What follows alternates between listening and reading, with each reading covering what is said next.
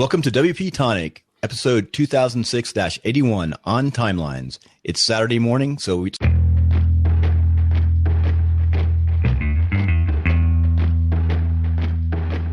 about WordPress. Today we have Shane Melaugh. He is over in Thailand.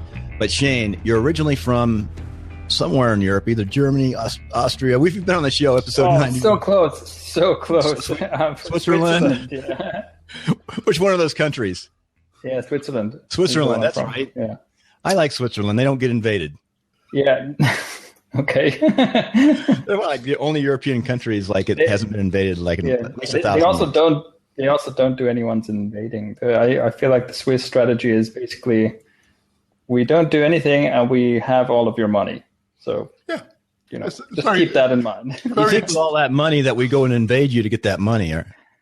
Yeah. Well, but it's your money already. Yeah, like, exactly. You can just withdraw it, That would be a bit illogical, wouldn't it? Well, people don't realize they thought this was about WordPress, but this is about the world economy now. So we're talking about Yeah, there I was showing. But I was very impressed, Bill, actually. American outside geography is not that impressive, is it, Bill, is it? So Germany and Austria, it's like two near misses. That's pretty good.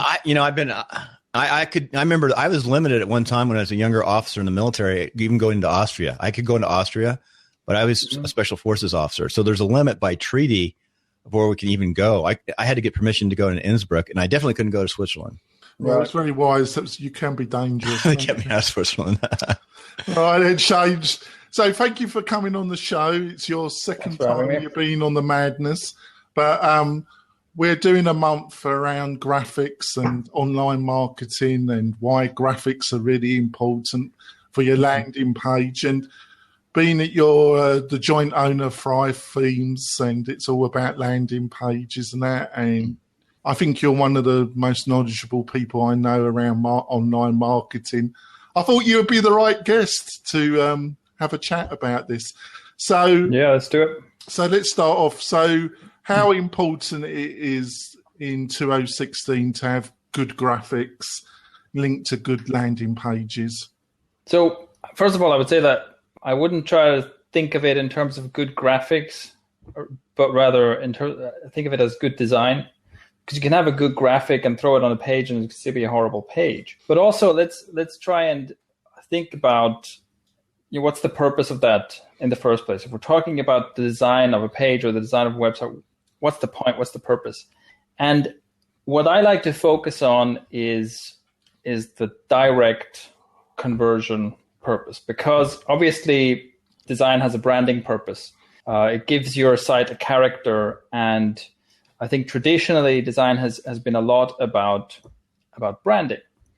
But I think for most people, especially if we're talking about small business, startup, solopreneur type, if we're talking about, like, let's say that corner of the internet, the most important thing to focus on is just the direct effectiveness, direct usefulness of the design on your site. So essentially, the design of a page, design of your website should serve the conversion.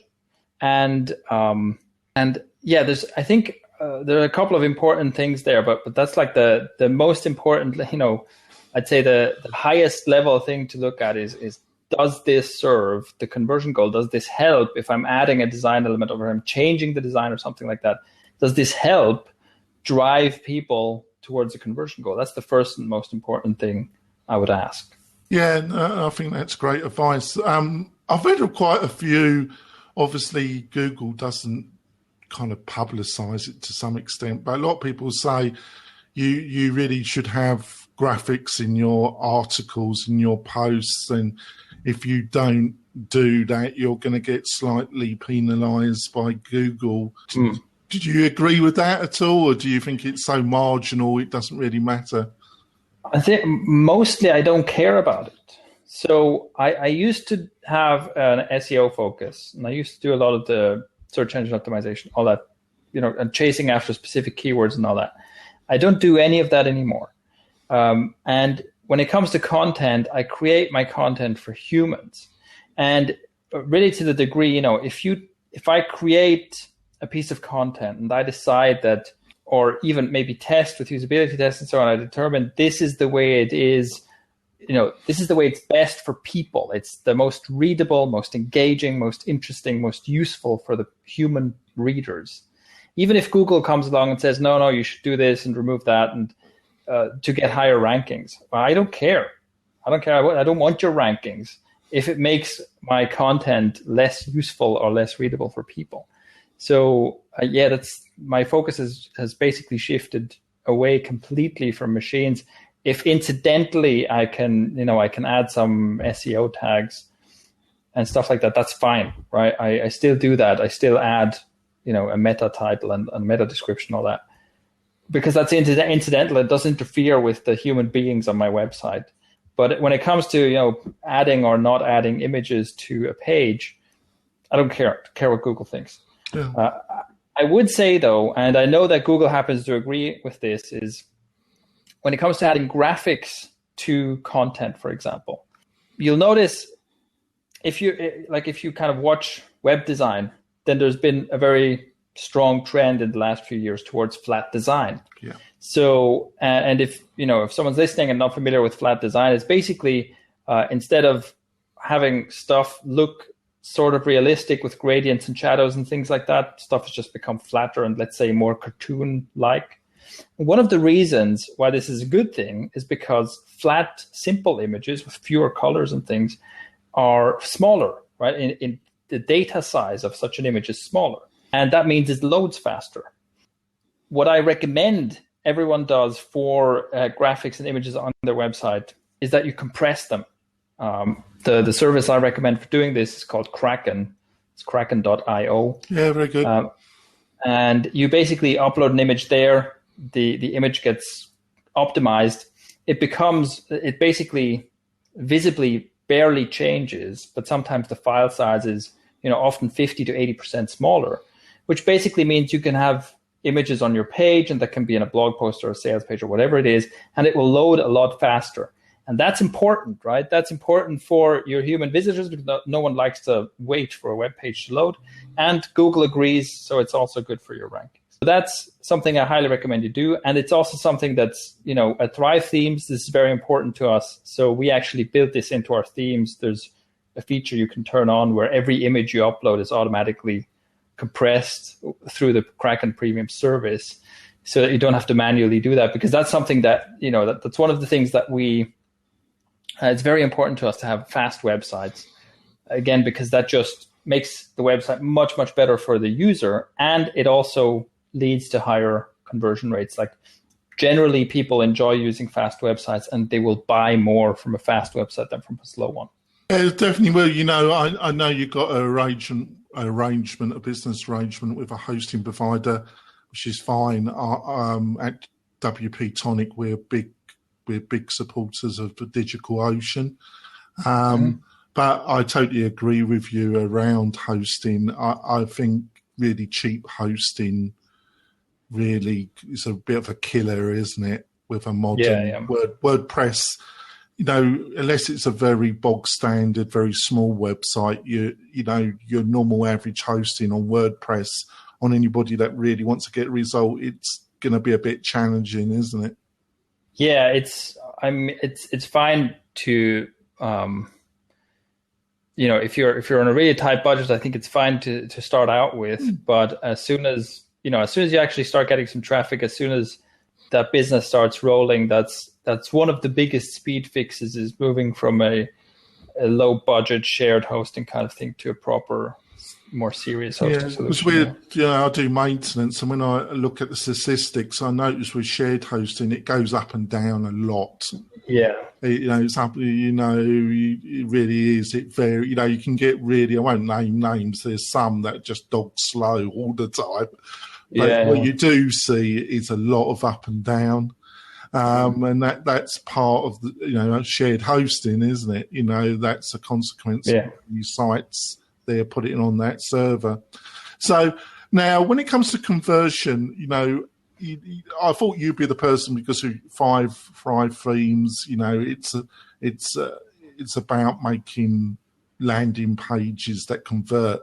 So in the themes that you've developed in-house, what have you seen? What is the kind of difference in conversion you can get with having the right graphics with the right message? I know it's a broad question, but can you give any kind of insights about that at all? It's something you can't generalize, right? I can't say, if you improve the design. Sorry for the question. It was a little bit unfair, but I thought I had to ask. Yeah. No, I think it's good because the thing is, let's say for marketing purposes, this kind of thing gets paraded around quite a lot, right? Someone will come along and say, we found the layout that increases conversions by 50%. No, you didn't. You did one case study where a change caused this, and you don't even you can't just claim that this is a change that will work for everyone the same way. It doesn't work that way, right? It's a little bit what's the word? Incontagious. It's not. They're not exactly. You're not exactly lying, but they're not exactly giving you the whole picture, are they? Yeah, exactly. So, but I mean, what I can say is, one of the things I do quite a lot is I do website reviews, and also basically I try to find ways to take a look at websites that our users are building and landing pages our users are building and opt-in forms and so on, so that I get an idea of how our users are actually using our products and what we can do to make them better. Yeah, one of the big things, or let me actually name two of the big things that I very often see. Name one thing, and then we name the second when we come back from our break. How does that work? All right, okay. So two big things, like two big fixes that I most commonly see, as where I can see, okay, these are the two things you can do to fix this landing page, in terms of the design of the landing page to make this a better, higher converting page. So the first one would be just the readability. And I think a mistake there is when you pay more attention to the look of something than how easy it is to read. So you might have a font that looks really fancy, that looks nice, that pleases you, let's say, the way it looks, but it's difficult to read a lot of text in that font, right? It doesn't flow nicely, and that's a big mistake. Another to use that then, right? Yeah. So another example of that would be if you have bright text on a dark background. Now, if you have bright text on a dark background, let's say in one text box that kind of grabs attention, it looks different, that's fine. But if you have multiple paragraphs of bright text on dark background, that really strains the eye to read. And so that's like a very basic change, or a very basic thing you need to pay attention to, is how readable is this text? Because no matter how good your message is, if people don't want to read it, it doesn't matter. That's it. Your message fails before it can do its job if people don't want to read your text. That's So what I'd recommend. So we'll go to our break first, Shane, and then you can come back and finish off. So we're going to our break. Want to turn your WordPress website into an online speed machine? Go on over to WP-Tonic. They'll set up DigitalOcean websites hosting on solid-state drives. And while you're there, don't forget to sign up for WP-Tonic's maintenance packages. WP-Tonic offers some of the very best WordPress maintenance packages on the market. So those who are serious about getting the very best platform for their WordPress sites, make sure you go on over to WP-Tonic.com. We want to thank Share the Oils. Share the Oils, Northern Nevada. We thank you for your support. Okay, we're coming back from our first break with Shane. Shane's going to finish up his thought after we interrupt him for the break, and then we're going to go to his life and success principles. Yes, I'm sorry, Shane. I kind of had to cut you in mid-flow, didn't I? So can you give your thoughts again? So you were talking about font choices, and you put fonts. You've got to think about the readability. You were talking about your boxes with your different kind of little font, and not have too many. So readability. No, I didn't actually use it. I just wanted to see you squirm for a bit. So. So with readability, what I can recommend you do is basically stick to the simpler fonts, especially for your actual paragraph text font. It's fine to have maybe a fancier looking headline font, but for your actual chunks of text, stick to the boring and proven fonts. Open Sans, Arial, Roboto, Verdana, Georgia. Those aren't like special. They don't make your website look special, but they are very, very readable. And also make sure that you have good line height and a good contrast. Don't have light gray text in a white background. Not everybody's eyesight is perfect, right? So that's to make sure it's readable. The second thing that's an easy fix is pay attention to the visual hierarchy of your page. So everything that is designed on your page communicates visual hierarchy. That includes the text, the size and contrast of text, like maybe large headlines, smaller subheadings, things like that. It includes images, graphics, maybe things like background images, background colors, but also images in the foreground or images of arrows pointing to things. It includes buttons, button colors, contrast, size, and so on. All of this communicates visual hierarchy. And what visual hierarchy means is that essentially one of the ways, if you kind of take a step back and you squint your eyes and you look at the page, what are the things that stand out the most? Because visual hierarchy is basically what does size, color, contrast, and position tell me about how important this thing is on the page? And that should be in line with how important that thing actually is. For example, if you have a headline and you want your visitor, the first thing you want them to do is you want them to see that headline and read that headline. That's the most important part of the page. Well, the size, contrast, and color of that headline should make that clear. And if a typical mistake is maybe you have a headline that isn't that big, it's not that bold, it's next to like a huge image, and that image is drawing more attention than the headline. But the headline is communicating something more important than the image. So there's a conflict in visual hierarchy. The visual hierarchy is telling me, look at this image, but actually that image isn't that important, right? So you want to make sure that the most important things on your page, the things that you want people to pay the most attention to, are also the most noticeable things on your page. That's the idea of visual hierarchy. So that's another easy fix. Another example of this going wrong is, for example, if you have a page where your main goal is maybe a buy now button, right? You want people to click on that button to go into the next step of the purchase funnel. But then you have like these huge social media buttons that are colorful and big, and your buy now button is kind of shy and small. And so the visual hierarchy says the social media buttons are more important than this little button down here. But really, you probably want people to buy your thing more than you want them to send a tweet, right? So that, again, would be an example of visual hierarchy being wrong on a page. Yeah, I think this is such great advice, and thanks, Shane.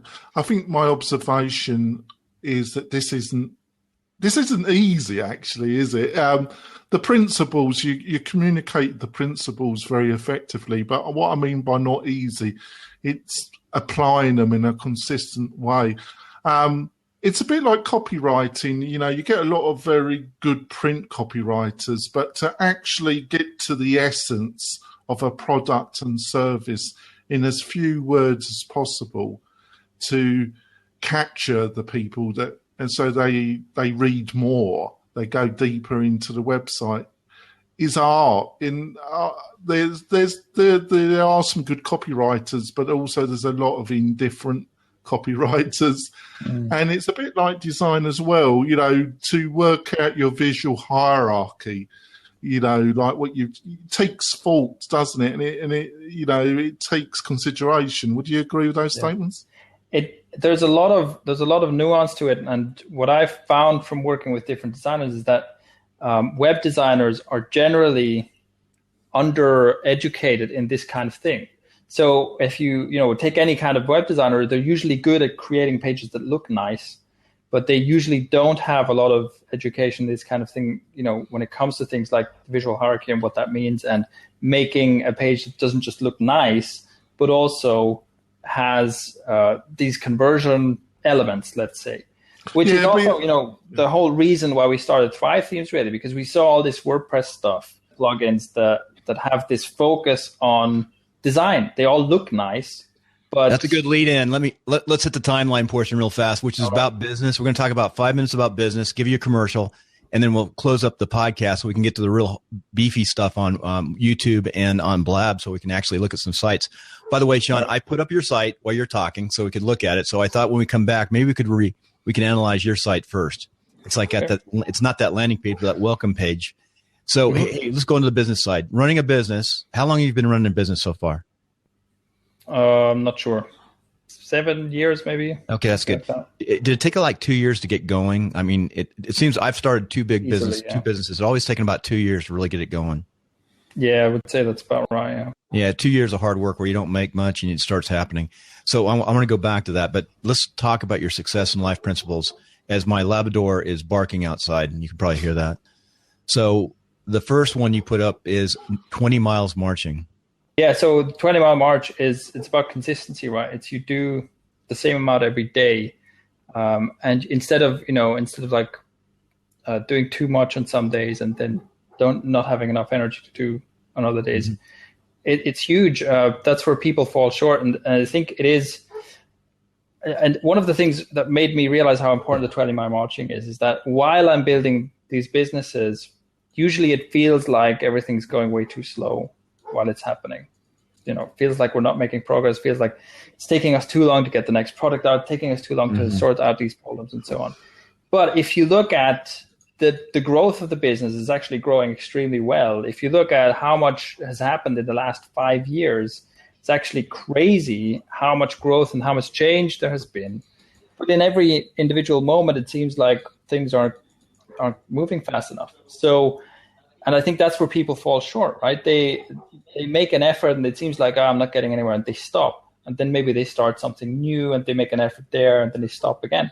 But it's just like this relentlessly marching, and just doing your thing. And if you have the capacity to do that for years and years, that's a good way to build success. Yeah, if you work long enough and keep on sharpening the sword, like you talked about later, I think you enhance your probability of success so much more. So the next thing you have is skill building, which fits right into what you just said. Yeah. So that's been, for me, that's been the most important thing. Is at some point in my life, I realized that I'm not doomed to failure because, I was bad at school and I was bad at everything basically. And at some point I realized that wasn't just my lot in life, that I could actually, by consistently working on things, I could get better at things. And so in very simple terms, you can look at where you are right now in your life, and you can look at where you want to go in life. And the steps in between there are built by skills, right? Whatever it is, whatever skills you want to have, maybe you want to build interpersonal skills, maybe you want to learn practical skills, maybe you want to learn communication skills, maybe you want to learn how to build a business, maybe you want to learn how to do whatever. But it's these things that will help you get to where you want to go. And the way you build skills is by 20-mile marching on those skills, essentially. And the last one really is contrary, but it doesn't fit to the 20 miles, but it says no life balance. So I don't have, I'm not a great work-life balance guy, but that's because, to large part, that's because I'm incredibly passionate about my work. The work I do is my favorite thing to do, and it's like my mission in life. So, right now I'm in Thailand, but I'm not like traveling around Thailand and I'm not posting like selfies on Instagram every day from the backs of elephants and whatnot, because mainly I just live here and I really enjoy living here, but I work every day, right? And I'm just working in a nicer environment, but I still work every day. This is what I do. This is what I love doing. So, and it's especially in the beginning, for the first few years, I didn't have a life. I was just work, right? Which is probably not healthy, but it's a good way to get a business off the ground. All the greats, that's one trait. And I've interviewed a lot of folks, and you look at them all, and I've studied them. And all the greats like Elon Musk, Steve Jobs, whoever they are, I think have that same philosophy. They're not worried, believe it or not, early on, they're not worried about life balance. They're worried about getting their business going, success, and getting forward. Once you get successful, bank some money, maybe you can contract out, and even then they're still working hard. Look at Elon Musk. He's the hardest worker you ever find. He's doing so many different things. Yeah. So, hey, very good, Shane. With that, we're going to go to a break. We're going to come back. We're going to give a quick commercial, give your commercial, how the listener can get in contact with you. Then we'll ask one last question and shut this down and open it up on YouTube and Blab, because we've got a lot of people on Blab. About 87 people have come through. We've got 24, 25 people watching right now. And it gets more fun, I think, even after we get done with this darn podcast. Okay. If you don't already have a real estate agent you know, like, and trust, let Conrad Pacific help you find a certified residential specialist. And the service is free. If you're moving across country or just across town, call 775-233-8065 or visit us at conradpacific.com. Okay, Shane, we're coming back from the break, and we want to thank you for all the information you've laid out in front of us. But we want to know now, how can the podcast listener get a hold of you? Sure. The best place to go is thrivethemes.com. So that's thrivethemes, one word, .com. Because basically the design problem I was talking about before that's the reason we started Thrive Themes, is we saw that you can get a lot of WordPress themes and plugins and things that are basically made with a design focus, that they help you make a nice website. What I wanted to build for my business is a good website, one that basically converts people into subscribers and buyers. And I couldn't find that, so we built them ourselves. And basically it's a design expert and a conversion expert built into a bunch of plugins and themes. That's what you get at thrivethemes.com. Yeah, I like to say it's a plugin that I use myself. It's a fantastic system, and the support from Shane's team is excellent. And it's just a fantastic product, and I would say to anybody, try it.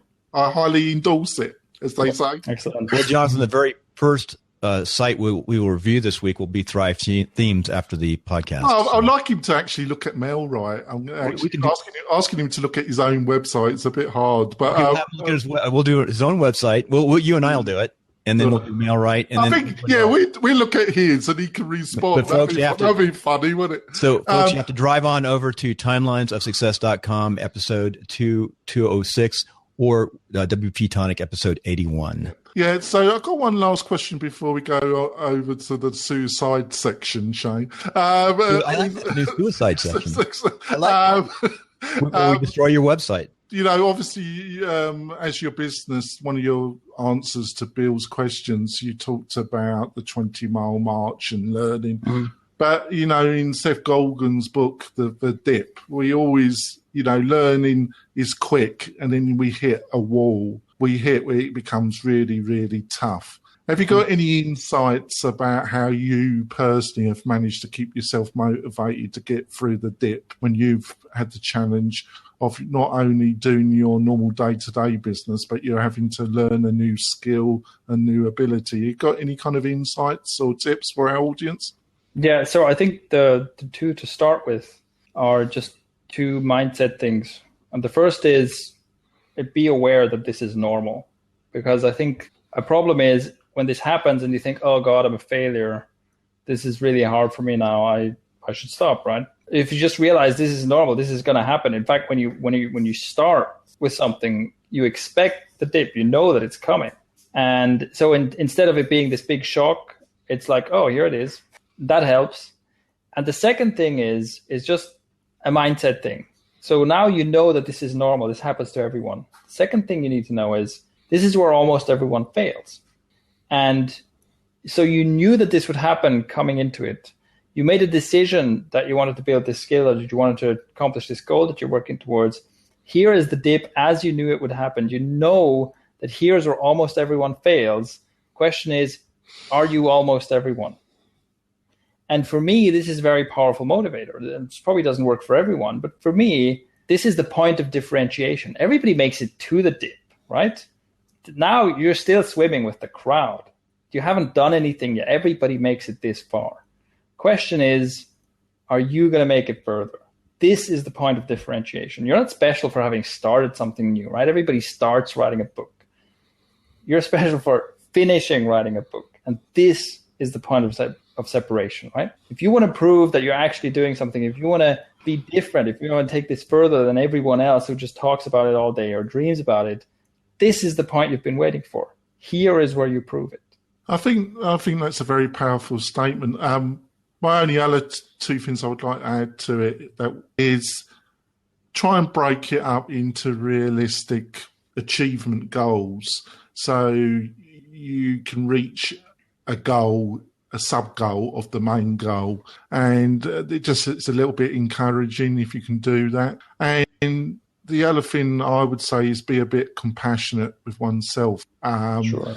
That voice I don't know if you're the same, but I'm very critical about my performance, a lot more critical than I am with other people. I tend to make excuses for other people that I don't make for myself, and I can become very uncompassionate about my performance. And it's fine. You should be realistic, but there's a level where it becomes slightly destructive, doesn't it? Yep. Absolutely. Yeah, this is something I really had to learn as well, is self-acceptance, really, right? Accepting thing. And this is, in general, in self-development, I think this is the biggest thing you can do is get to the point where you can be both ambitious and driven to perform extremely well, but also accepting of where you are right now. And to see that those aren't mutually exclusive, where you can say, look, I really want to be better than this. I want to be more disciplined and so on. But right now, this is where I'm at, and that's fine. And this is where I'm starting from, and I'm just going to do a little better every day. I think it's very important. Shane, that's a really great way to wrap up the podcast portion. We'll put that at the front. That was excellent, the last few words. But with that said, remember, you can find us at timelinesofsuccess.com, WP-Tonic, and today you can drive on over to impact.com and find your site. With that, let's go to the fun part. We're going to get off the podcast and into YouTube and Blab, and I can't wait to tear apart your site. All right, let's do it. Well,